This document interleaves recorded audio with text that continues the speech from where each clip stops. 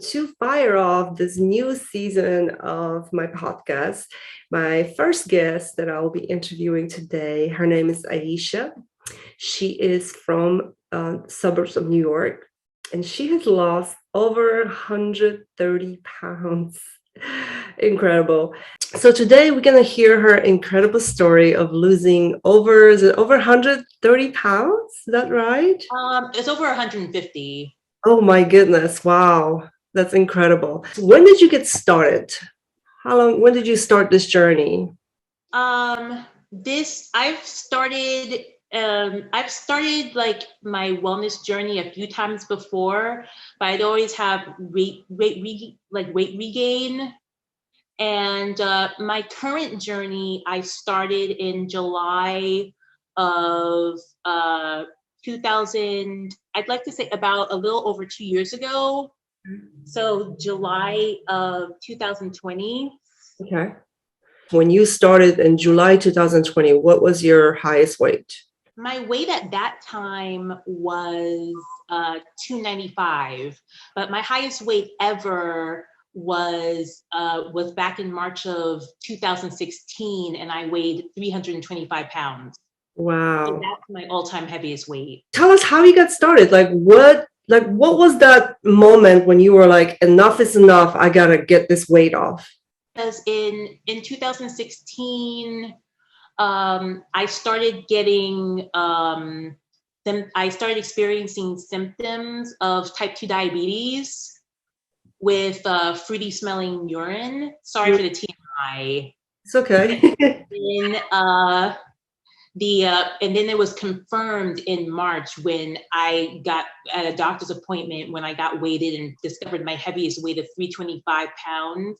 Wow. And the blood work had come in, and it turned out I was diagnosed as a type 2 diabetic because my A1C was 7.6. Wow. Yeah, so that was because my maternal grandmother had type 2 diabetes, and she ended up having dialysis and having both of her legs amputated. And I said I definitely didn't want to go through that. And growing up, like type 2 diabetes was like a big fear for me.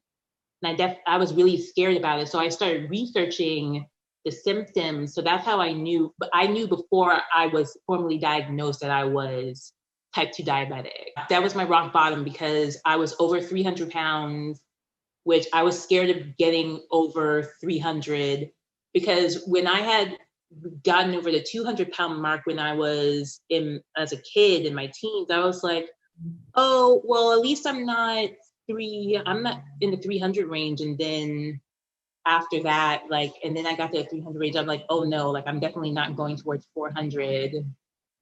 That's amazing. So I was like, yeah, time to do something. And I was like, okay, you're type 2 diabetic. Okay, you can do something about it to change it. So what did you do from then on? Were you like, the first thing I did was cut out sugary beverages. I cut out soda. I cut out drinking soda because I was drinking a lot of fast food. And I started going on walks. I started doing a little bit more physical activity. How did you get into fasting? At what point did you find fasting? Well, my first experience with fasting was a few years ago. I was on a walk. And then I discovered a book on the sidewalk by the central branch of the Brooklyn Public Library. I discovered a book lying on the ground. It was by Dick Gregory, Dick Gregory's Natural Diet for Folks Who Eat, Cooking with Mother Nature. It's a great book. And in that book is a chapter on fasting titled Fasting, Mother Nature's Mr. Clean. That was the first thing talking about fasting. And I told my primary care physician about it, and she was like, somebody upstairs is looking out for you. Eventually, I went on Facebook and I saw a Facebook support group for Dr. Fung, for Dr. Jason Fung. Then I eventually started reading Jason Fung's books. I started fasting in about like 2018. I started intermittent fasting 24, and then eventually doing like varying between OMAD and TUMAD. So like OMAD, for those who don't know, is 1 meal per day, and TUMAD is 2 meals per day. I would throw in a few extended fasts, nothing like maybe like a 3-day fast or a 5-day fast with just to keep my body guessing. You did some extended fast, which is I was impressed, and that's how I found you. I was like, oh my gosh, this girl did like a 30-day fast, right? Was that your longest one? My longest fast, I've done a couple 30-day fasts. Okay. And when was that? When did you jump into those long fasts? When was that? A few years down the road, because I definitely wanted to be a little bit more aggressive with cutting weight. So I was like, and also for health benefits, because I have PCOS and I have a couple of thyroid nodules, and I have a couple of small fibroids, uterine fibroids. I have high blood pressure, and my doctor was concerned about that. And my blood pressure is fine now, and I'm happy to say that I reversed my type 2 diabetes because my most current A1C is 4.8. That's amazing. Oh my gosh, that's awesome. So was your doctor on board with like you doing those prolonged fasts? And my doctor, she was on board with the intermittent fasting. Extended fasting, not so much.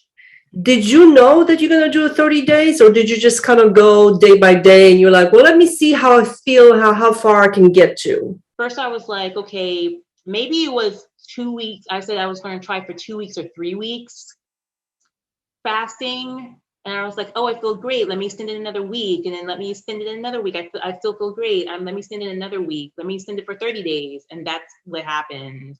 What was the hardest part of that 30-day fast? I guess dealing with things like temptation to like emotional eat, because I recently did a lot of reflecting. I realized that I tend to emotionally eat out of boredom or loneliness. Yep. But at that time when I was doing the 30-day fast, like I didn't come to that. I knew I was an emotional eater, but I didn't know what my exact emotional triggers were, like other than stress. For me, from my personal experience, it helped me, like, as Cole Robinson said, like beat the food addiction. Like it helped me because I was eating like way too much. I was definitely an overeater. And fasting for me helped to get control over my eating. Gotcha. I definitely have read like saying that, the warnings that you shouldn't fast if you have like a history of ED, eating disorders or anything like that, but I've never been diagnosed with an ED. So I was like, okay, let me get over the fear of not eating, because there's a meditation group that I go to, and they do advocate fasting. I think a lot of people are so addicted to eating food in general, and people are addicted to food. I mean, hey, food is pleasurable. We use food to celebrate like special occasions and stuff, and I think it's definite food culture. Food is drugs. Food equals drugs, and that's what helped me. That's what definitely helped me with my my fasting journey. I try to do keto. Like I definitely try to be a bit.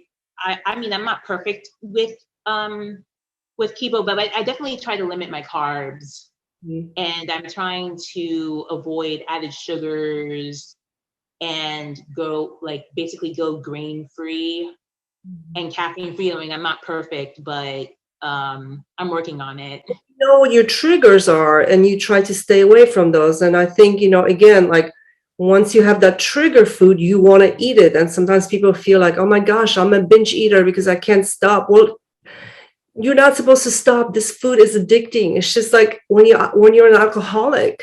when you have that drink, you can't stop because it's so addicting. And so, with food, it's a little bit more challenging because you can't just stop eating food, right? But you Yeah, can, you can't stop eating forever. disconnect or discontinue the trigger foods because they're not needed to stay alive. You don't need donuts to stay alive. Yeah, you definitely don't need donuts. I mean, but the sugar and the fats in the donuts and the chemicals that are in it is designed to be addictive to keep you coming back for more. And I was the same way. I was like, oh my gosh, do I have an eating disorder? Because I can't stop eating all these foods. And once I did like a 72-hour fast, the 72-hour fast is supposed to help reset the receptors, like dopamine receptors, the triggers for addiction. And when you start eating like clean foods, you don't have the craving for the crap, the junk. You don't. So, that kind of helped me understand, like, no, I don't have an eating disorder. It's just there are certain foods that trigger me and they are addicting. The foods are designed to be addictive. I mean, the foods that we have now weren't around like 100 years ago. Absolutely. And so how tall are you? I'm 5'9.5", 5'10", depending on who's measuring me. And how much do you currently weigh? I weighed myself this morning and I weigh 166, 168. Okay. So that's a good weight for somebody your height. Yeah. Do you think you will need to do like skin removal surgery? Do you have a lot of loose skin? I'm not sure if it's entirely with loose skin. That's why I want to do a little bit more of the fasting, because there's definitely a lot of risks with like, I don't think my skin is like all that loose, like completely hanging, because some doctors or some people are saying, oh, that's loose skin. I mean, I have bingo wings. Mm-hmm. So, but there's still a bit of fat. So but I've had bingo wings or bat wings since I was 10 years old. I want to incorporate a bit more of the dry fasting. Yeah, to see if that skin will kind of. Yeah, because I see a little bit of retracting, the skin getting tighter now. Like I just have to be patient. Yeah, as long as it doesn't bother you too much, because I know some people are like they would get like infection and like redness around the area. So as long as you're okay with it and it doesn't bother you, it's all up to you, really. So when you did the 30-day fast, how did you? So there's a bit like how did you break your fast? I'll break my fast these days with a B8, and I'll do pumpkins. I'll munch on a little bit of pumpkin seeds, and then I'll wait a little while, and then I'll have like a couple fruit smoothies and a salad. So what is your goal from now on? Are you going to continue doing longer fasts to get those last 30 pounds off, or more like shorter 48, 72s? What is your goal? Right now, I've been doing 72. I've been alternating rolling 72s. For the longest time, I was doing long, like 72s, alternating with 48-hour fasts. Mm-hmm. Now I'm trying to stick to a new routine of I wanted to start a new routine of doing rolling 7-day fasts for at least for the summer. Which might not be the easiest thing because I'm actually I'm re-entering like the dating world and stuff like that. And of course, like, with that, like most people, like for first date, they want to like maybe go out to eat or whatever. But I try to keep it to like coffee dates. Gotcha. Or dates outside. So that's going to pose a little bit of a challenge with the goal I want to set. How I got the majority of my weight off was, for the longest time, I would do a 72-hour fast, refeed, and then alternate into a 48. So as you getting leaner, a lot of times people say it's harder to do those longer fasts, or some people have issues with like sleeping. Have you experienced any of those? I've had some issues with sleeping. Sometimes I feel wired, but the last couple of days I've been getting more sleep. Like I try not to worry about it because I know like when you fast, like your adrenaline goes up. Yeah, absolutely. So yeah, so I try not to worry about it too much because I know like eventually I'll end up getting like a bit more sleep. For those out there that are just starting off their journey of their weight loss journey, what advice would you give to them? I would definitely say start slow. There's definitely no need to rush, but if you feel motivated to jump headlong into it, then definitely do it. I feel inspired action is the best action. Yeah.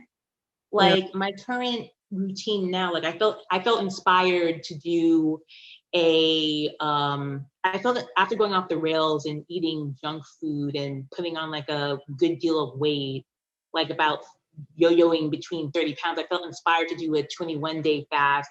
And then after that, do rolling 7-day fasts, which I'm working on tweaking. I felt like I would say inspired action is the best action. And if you fall off or if you end up breaking your fast early, don't worry about it. Just repeat and just get right back. Just get right back on it because consistency is key. Did you have any accountability partners, or did you have any support? But I basically did it like mostly on my own. I didn't really have an accountability partner, Did you have but a support system? Was people around you that knew you were fasting? Were they supportive? I didn't have like accountability partners. I mean, I had people. I told very few people, and like I told a friend, and she was quite concerned. But I basically referenced Jason Fung, like saying like the first rule about fasting club is we don't talk about fasting club. That's right. That's right. Yeah, absolutely. Because a lot of people don't understand. Like, I mean, I'll talk about it to the people at the meditation group at the Baptist temple because they've done fasting and they know about the benefits. So I'll speak about with them. And I do have a friend that I speak to on a regular basis that's really proud of my progress and my journey. I have a couple of friends.